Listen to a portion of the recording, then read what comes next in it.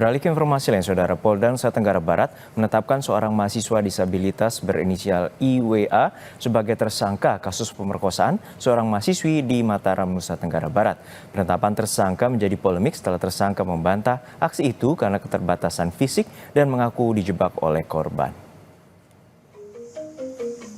Seorang disabilitas warga Mataram, Nusa Tenggara Barat inisial IWA ini merupakan seorang mahasiswa yang aktif dalam kegiatan kesenian. Seluruh kegiatan sehari-harinya dilakukan hanya dengan menggunakan kakinya. Tapi IWA kini berurusan dengan hukum setelah dilaporkan dalam kasus dugaan pemerkosaan mahasiswi dan sudah ditetapkan sebagai tersangka. IWA membantah aksinya itu dengan alasan keterbatasan fisiknya. Dia justru menuduh korban memperdaya dirinya saat korban mengajak ke sebuah penginapan. Yang saya bingungkan tuh bagaimana saya merkosa sedangkan saya terus terang seperti Bapak lihat sendiri, saya tidak bisa buka celana sendiri, buka baju sendiri. Dan memang kalau memang keperkosaan itu kan ada kekerasan seksual. Bagaimana ngelakuin kekerasan, didorong aja saya atau jangan diantar saya kan gitu. Misalkan kalau dia nak mau tuh gimana tuh kekerasan seksual atau pemerkosaan, dia dorong saya. Terus kok tiba-tiba ada dua cewek lagi, yang satu cewek jadi dua. Nah itu maksud saya apa itu gitu. Kan pertama satu cewek, yang saya ajak pergi satu cewek, kok ada dua. Dua yang masuk ke kamar itu? Enggak, maksudnya yang laporan itu ya gitu. Laporan ada dua korban. Ya itu ditangkap. Sudah kalau memang kekerasan atau pemerkosaan yang seperti kabar sekarang ini sampai saya dijadikan tersangka sekarang 20 hari ini pertama. Itu yang saya bingung, bagaimana saya mau memperkosa dengan keadaan saya kayak gini, kekerasan kan bisa dia ngelawan, bisa dia dorong, apalagi dua cewek misal kan bisa kerja sama yang dua untuk dorong atau mukul atau lain sebagainya, ditinggal aja saya ngapain diantar balik, pulang pergi baik-baik aja gitu.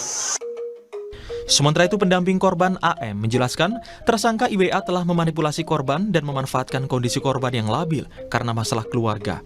Berbeda dengan keterangan tersangka, pendamping korban menyebut tersangka yang justru mengajak korban menuju homestay milik rekan pelaku di Rembiga dan melakukan tindakan asusila. Diperkirakan korban lebih dari satu orang.